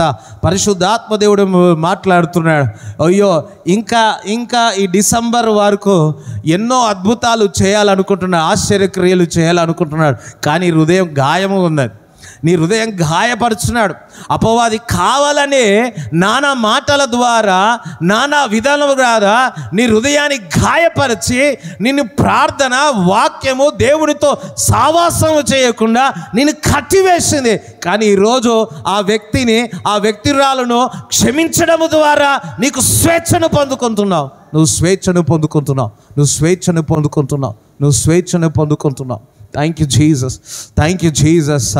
రబ సఖాధికాల రబ సధికాల బాబా రద రబల సఖార రిబర సతదర కర. ఆ చూపిన పరిశుద్ధాత్ముడు ఆ కార్యాలు జరుగునుగాక. హల్లెలూయా హల్లెలూయా హల్లెలూయా హల్లెలూయా. అయ్యో ఈ పాపములోనికి, ఈ పాప ఇచ్చడానికి నేను లోబడుతున్నాను. కారణము తెలుసా? ఇతరుల పట్ల చేదైన భావం నీలో ఉన్నది, ద్వేషించే భావం నీలో ఉన్నది, ఎక్కడో ఆ వేరు ఉన్నది. కానీ ఈరోజు పరిశుద్ధాత్ముడు ఆ వేరుతో సహా తీసివేస్తున్నాడు.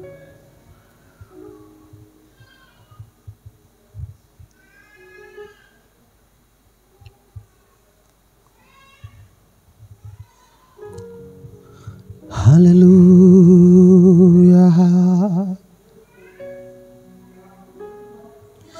Thank you Jesus. యేసు రక్తము రక్తము రక్తము, యేసు రక్తము రక్తము రక్తము, యేసుల్యమైన రక్తము, నిక్షలాంకమైన రక్తము, మూల్య రక్తము, నిక్షలాంకమైన రక్తము, యేసు రక్తము రక్తము రక్తము, యేసు రక్తము రక్తము రక్తము. మన హృదయంలో చేదు ఉన్నట్లయితే, ద్వేషం ఉన్నట్లయితే, క్షమాపణ లేకుండా ఉన్నట్లయితే, దేవుడు కూడా ఇతరుల పట్ల నువ్వు కనికరము చూపకపోతే దేవుడు కూడా నీ పట్ల కనికరము చూపడు. ఆ కృప అనేది వెనక తీసేసుకుంటాడు. దేవుడి యొక్క హస్తం వెనకకు వెళ్ళిపోతాడు. ఇంకా మన జీవితం ఏమైపోతాం? నువ్వు ఇతరుల పట్ల ఎవరి మీదైనా కఠినంగా ఉన్నావేమో, ఇతరుల పట్ల దురుసుగా ప్రవర్తించినావేమో, ask forgiveness. Thank you holy spirit, thank you holy spirit. Yes lord, yes lord. కొంతమంది ఆ వ్యక్తితో నేను అస్సలు ఆ వ్యక్తితో నేను అంతగా నీ హృదయంలో చేదు ఉన్నది. No no no no. Holy spirit, పరిశుద్ధాత్మ దేవుడు వర్క్ చేస్తున్నాడు. ఆ వ్యక్తిని చూపిస్తున్నాడు. ప్రార్థన కాగానే ఫోన్ చేసి క్షమాపణ అడగాను. ఒకవేళ ఇక్కడనే ఉంటే వారిని హగ్ చేసుకొని ముద్దు పెట్టండి. కానీ మీరు స్వేచ్ఛను పొందుకో. ఆ కట్లన్నీ తెగిపోను గాక. In Jesus name. Hallelujah. Father, in the name of Jesus, ప్రభువానికి వందనాలు స్తోత్రాలు చెల్లిస్తున్నాను తండ్రి. వారు ఇచ్చుతున్న విత్తనం ఏ వేలాగా పేద విధవరాలు ఇచ్చినప్పుడు ఏ విధంగా నువ్వు సమృద్ధికి ఇచ్చావు, నువ్వు సంతోషపడ్డావు. ఈరోజు ఇచ్చుచుండగా మా అర్పణలన్నీ కూడా నువ్వు సంతోషించుచున్నావని నమ్ముతున్నావు. విశ్వసించు, నూరంతలుగా ఆశీర్వాదం వారు పొందేదరుగా. కానీ నజరైన యేసుక్రీస్తు నామములో ప్రార్థిస్తున్నాము తండ్రి. ఆమేన్. హల్లెలూయా. మీరందరిని క్షమించెదరుగాక. మీరందరు స్వేచ్ఛతో మీరు ఇక్కడి నుంచి వెళ్ళేదరుగాక. మీరందరూ అభివృద్ధి చెందెదరుగాక. ఈరోజు మీరు గంతులు వేసేదరుగాక. మీ కట్లన్నీ తెగిపోయినాయి. హల్లెలూయా. ఇతరులను ద్వేషిస్తే నువ్వే కట్లు కట్టుకున్నట్టు, ఇతరులను క్షమిస్తే నీవే ఆ కట్లను తెంపేసినట్టు. హల్లెలూయా. ఓకే, ఎవరి మీద కోపం పెట్టుకోకండి, ఎవరి మీద ఈర్ష్య పెట్టుకోకండి. ఒక రోజా 2 రోజా, ఆఖరి ఊపిరి నీ మరణం అంతా ఉన్న వారికి ఎవరిని ద్వేషించకండి. హల్లెలూయా. కొంతమంది అంటారు, నేను నరకంలో పోయినా కానీ వీడిని వదలంటారా అంటారు. ఇంకా నరకం పోయినాక ఎంత అవుతుంది, చనిపోయినామా ఇంక అంతే. విశ్వాసులు దైవజనుల విషయాల్లో అపవాది పని చేయుచున్న గొప్ప ఆయుధం ఏంటంటే అన్ఫర్గివ్నెస్, క్షమించలేకపోవడం. కానీ ఈ మరణము దేవుడు మనకు బయలుపరచడం ద్వారా ఇప్పుడు అపవాదికి మీరు చోటే ఇవ్వరు. అపవాదికి మీరు చోటే ఇవ్వరు. పక్కవదని అపవాదికి మీరు చోటే ఇవ్వను నేను. హల్లెలూయా. ఎవరైనా గాయపరిచిరు అనుకో, ఎవరైనా మాటలు అన్నారు అనుకో, లేకపోతే తక్కువగా చూసినారు అనుకో, ఇంటికి వచ్చి ఏడవద్దు. ఒకవేళ ఏడుపు వచ్చినా మళ్ళీ సాయంకాలం లోపల ఏమైపోవాలా? లేనట్టు ఏమొస్తుంది? ఎవరికి ఛాన్స్ ఇస్తావు? ఎందుకు రిపీట్ చేస్తున్నా అంటే కొంతమంది వినలేరు ఇంకా సక్క, అందుకే చెప్తున్నా మళ్ళా. దేవుడు మేమందరిని దీవించునుగాక. తండ్రి యొక్క ప్రేమ, కుమారుని యొక్క కృప, పరిశుద్ధాత్మ సావాసం ఈ కూడి వచ్చిన వారందరికీ దేవుడు తోడుగుని నడిపించునుగాక. ఆమేన్. యేసు రక్తమే జయం, యేసు రక్తమే జయం, యేసు నామములో సంపూర్ణ విజయం కలుగునుగాక. ఆమేన్.